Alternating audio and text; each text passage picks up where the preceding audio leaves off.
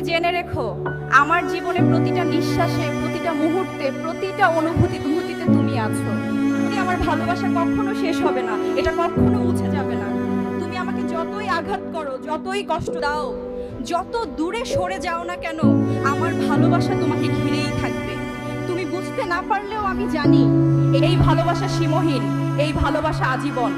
যেদিন তুমি দেখবে আমার ভালোবাসা শেষ হয়ে গেছে, সেদিন তুমি ভেবে নিও আমি আর নেই।